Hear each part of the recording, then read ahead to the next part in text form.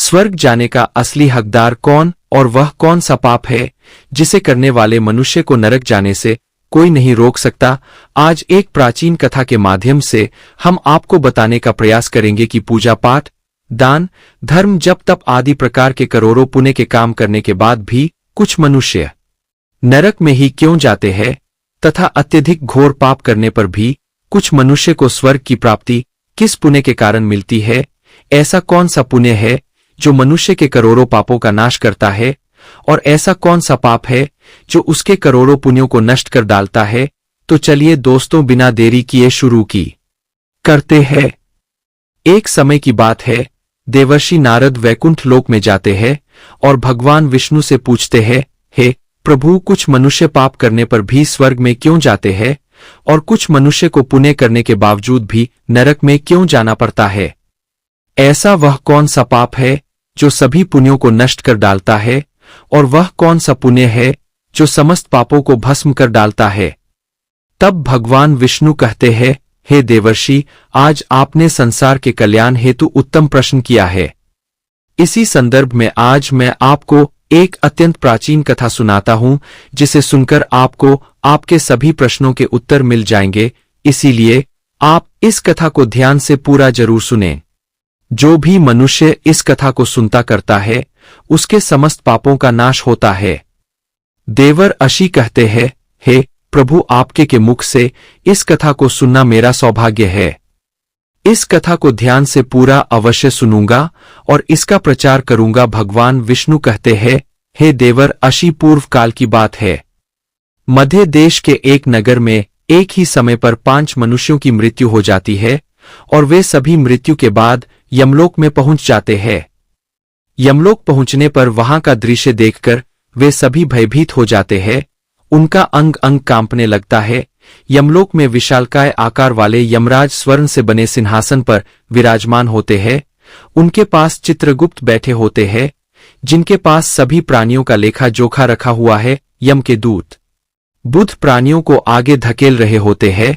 कुछ मनुष्य जोर जोर से विलाप कर रहे होते हैं तो कुछ मनुष्य अत्यंत प्रसन्न होकर चल रहे होते हैं। स्वर्ग के द्वार से सुंदर प्रकाश दिखाई पड़ रहा होता है तो वहीं नरक के द्वार से धधकती हुई अग्नि की ज्वाला दिखाई पड़ रही होती है। इस भयानक दृश्य को देखकर वे पांचों एक दूसरे से बात करने लगते हैं और अपने अपने पाप के विषय में चर्चा कर रहे होते हैं। उन 5 में से 4 लोगों ने अपने जीवन में बहुत पाप कर्म किए हुए होते हैं और उन सभी को यह जान पड़ता है कि अब वे चारों ही नरक में ही जाने वाले हैं। उन चारों में एक चोर होता है, दूसरी वेश्या होती है, तीसरा विद्वान पंडित होता है तो चौथा एक राजा का सैनिक होता है तथा 5वां एक धनवान किसान होता है। वे पांचों अपने अपने कर्म फलों को भुगतने के लिए तैयार होते हैं। फिर एक एक करके सभी पाप और पुण्य आत्मा है आगे चल रही होती है। वे चारों एक दूसरे के पाप कर्मों के बारे में बताने लगते हैं। पहले चोर कहता है, मैं तो पक्का नहीं जाऊंगा क्योंकि मैंने बहुत बार चोरी की है, दूसरों का धन लूटा है, दूसरों को तकलीफ दी है, लेकिन ऐसा मैंने मजबूरी में किया था। चोरी करके मैं अपने परिवार का पेट पालता था क्योंकि मुझे कोई काम नहीं देता था। शायद विधाता ने मेरे भाग्य में यही लिखा था, इसीलिए मैं ही हम चारों में सबसे बड़ा पापी हूं। मेरे पाप से मुझे कभी मुक्ति नहीं मिलेगी, यह मैं जानता हूं। पता नहीं मुझे अगला जन्म किस पशु का मिलेगा। यमराज मुझे कौन सा दर्द देंगे। उसके बाद ने वेश्या बोलती है, भाई, हम चारों ने नहीं सबसे बड़ी पापिनी हो। मुझसे बड़ा पाप यहाँ पर किसी ने नहीं किया होगा। जो स्त्री अनेक पुरुषों के साथ संबंध बनाती है उसे नरक नहीं डाला जाता है, यही शास्त्र कहते हैं। इसीलिए मेरा भी नरक में जाना तय है। किंतु मैं शपथ खाकर कहती हूं, मैंने यह पाप जानबूझकर नहीं किया है। जब मैं छोटी उम्र की थी तभी एक दुष्ट व्यक्ति मुझे उठाकर ले गया और जबरदस्ती मुझे वेश्या बना दिया। मैंने न चाहते हुए भी कई पुरुषों से संबंध बनाए हैं, पर मेरे पास जीवित रहने के लिए यही एक उपाय बचा था। नहीं करती भी तो क्या करती, मेरे पास इतनी शक्ति नहीं थी कि ने उस दुष्ट पुरुष से को पता नहीं किस बात के कारण मुझे इस जन्म में वेश्या बनना पड़ा और न जाने आगे मुझे किस पशु के रूप में जन्म लेना पड़ेगा। मेरे पाप से यह जान पड़ता है कि मैं भी पक्का नरक में ही जाऊंगी। उसके बाद में सैनिक बोलने लगता है, भाई हम चारों में सबसे बड़ा पापी तो मैं ही हूं। मैंने बहुत बड़े पाप किया। मैं राजा का सिपाही था, इसीलिए मैं लोगों पर जोर जबरदस्ती करता था।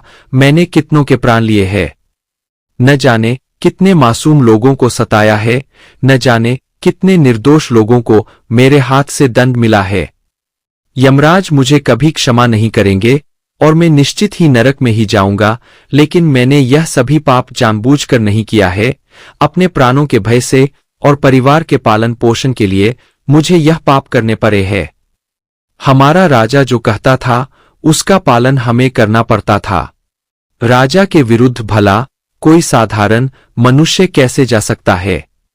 ये सभी पाप करते हुए मुझे अत्यंत दुख भी होता था और मैं जानता था कि यह पाप करने से मुझे नरक की प्राप्ति होगी। किंतु परिवार के मोहवश होकर मैंने यह काम किया है। लेकिन पाप तो पाप होता है। पाप करके पश्चाताप करने का क्या फायदा। इसीलिए मेरा नरक में जाना तो तय है। उसके बाद वह विद्वान पंडित बोलता है, भाई हम चारों में से सबसे बड़ा पापी तो मैं हूं। तुम लोगों ने जो पाप किए हैं वह जाने अनजाने में किए हैं, या किसी ने तुमसे जबरदस्ती करवाए है, या मजबूरी में किया है। किंतु मैं तो विद्वान था, मैं सब सत्य असत्य जानता था। मुझे सच और झूठ का ज्ञान था, लेकिन फिर भी मैंने धन के लोभ बहुत पाप किया है। शास्त्र कहते हैं कि जो सब कुछ जानकर भी पाप करता है वह निश्चित ही नरक में गिरता है। मैंने अपने ज्ञान का दुरुपयोग किया है। मैंने अपने ज्ञान का उपयोग लोगों की सहायता के लिए नहीं बल्कि धन को का मारने के लिए किया है। मेरे घर की परिस्थिति अत्यंत गरीब थी। मेरे पिता भिक्षा मांगकर गुजारा करते थे, लेकिन मैंने अपने घर की गरीबी को दूर करने के लिए धन लेकर ज्ञान देने की चेष्टा की है। शास्त्र कहते हैं, जो विद्वान ब्राह्मण अपने ज्ञान का दुरुपयोग करता है उसे निश्चित ही नरक में जाना पड़ता है। मैंने लोगों को ज्ञान देने के बदले में उनसे धन लिया है, कभी किसी को मुफ्त में ज्ञान नहीं दिया। इसीलिए आप चारों में सबसे बड़ा पापी तो मैं ही हूं और मुझे ही नरक में जाना पड़ेगा। उन चारों की बात सुनकर वह धनी किसान हंस पड़ा और बोलने लगा, तुम चारों तो इतने बड़े पापी हो कि तुम लोगों को नरक में जाना ही पड़ेगा। तुम लोगों ने घोर पाप किए हैं और इसीलिए यमराज तुम लोगों को कभी माफ नहीं करेंगे। यहां पर मौजूद मैं अकेला ही सबसे अधिक पुण्यवान हूं। मैंने अपने जीवन में बहुत पूजा पाठ किया है, ब्राह्मणों को दान दक्षिणा दी है, मैंने मृत्यु से पूर्व गाय का दान भी किया है और अब मेरे सभी पुत्र पौत्र मेरी आत्मा की मुक्ति के लिए बड़े कार्यक्रम का आयोजन कर रहे हैं। वे में मेरे लिए श्राद्ध पिंडदान तर्पण कर रहे हैं, यज्ञ कर रहे हैं। इसीलिए मैं सबसे अधिक पुण्यवान हो। मेरी 3 पत्नियां और 10 पुत्र है। इतने लोग मेरी मुक्ति के लिए उपाय कर रहे हैं। और हां, मैंने अपने जीवन में कभी कोई पाप नहीं किया है और जाने अनजाने में किए भी होंगे। तुम मेरे पुत्रों के श्राद्ध आदि के कार्यों द्वारा मेरे पाप भी नष्ट हो जाएंगे। मैं नित्य देव पूजा करता था, मंदिर जाता था, द्वार पर आए अतिथियों को भोजन कराता था। इसीलिए मुझे पूरा विश्वास है कि यमराज मुझे नरक में नहीं डालेंगे और मुझे मोक्ष की प्राप्ति निश्चित ही होगी। फिर वे पांचों धीरे धीरे आगे बढ़ने लगते हैं और फिर जब उनका समय आता है तो उन पांचों के पाप और पुण्य के कर्मों का मूल्यांकन किया जाता है। सबसे पहले बारी आती है उस चोर की और फिर चित्रगुप्त उसका लेखा जोखा निकालते हैं।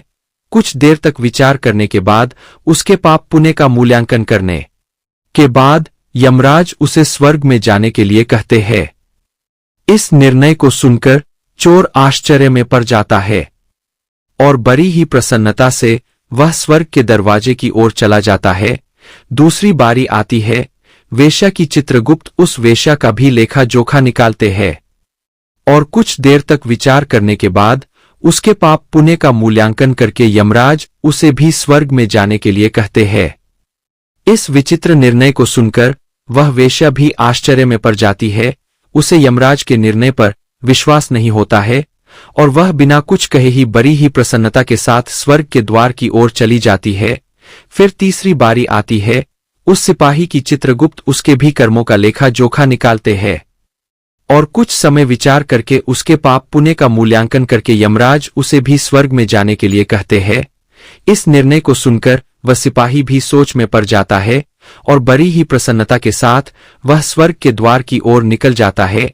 फिर चौथी बारी आती है उस विद्वान ब्राह्मण की। चित्रगुप्त उस ब्राह्मण के कर्मों का लेखा जोखा निकालते हैं और कुछ देर तक विचार करते हैं। फिर यमराज उस ब्राह्मण को भी स्वर्ग में जाने के लिए कहते हैं। विद्वान ब्राह्मण विचार करता है, मैंने तो पाप किया है, फिर मुझे क्यों स्वर्ग में भेज रहे हैं। वह भी मन ही मन प्रसन्न होकर स्वर्ग के द्वार की ओर चलने लगता है। उन चारों को स्वर्ग में जाता देख वह धनवान किसान बहुत दुखी और क्रोधित हो जाता है। वह सोचने लगता है कि यह कैसा न्याय है, इन पापियों को स्वर्ग जाने का मौका मिल रहा है, फिर मैंने जो पुण्य के काम किए हैं उनका क्या। पापी और पुण्यवान एक ही जगह पर डाले जाएंगे तो पुण्य करने का फायदा ही क्या। फिर उस धनवान किसान के यम के दूत जोर से धकेल देते हैं और कहते हैं, अरे पापी, तो आगे चल, तुझे नरक में डाला जाएगा, यमराज तुझे माफ नहीं करेंगे। यह सुनकर वह धनवान किसान भयभीत हो जाता है और कहने लगता है यमदूतों, मैं तो स्वर्ग में जाऊंगा, मैंने कोई पाप नहीं किया है, मैंने जीवन में बहुत पुण्य किया है, देख लेना यमराज मुझे स्वर्ग में ही भेजेंगे। फिर वह धनवान किसान यमराज के सामने आकर खड़ा हो जाता है। चित्रगुप्त उसके कर्मों का लेखा जोखा देखते हैं और उसके पाप पुण्य के कर्मों का मूल्यांकन करते हैं तो उसके पाप का पलड़ा भारी हो जाता है और यमराज उस धनवान किसान को कहते हैं, अरे दोस्त, तूने तो बहुत बड़ा अपराध किया है, तू तो नरक में जाने के ही योग्य है।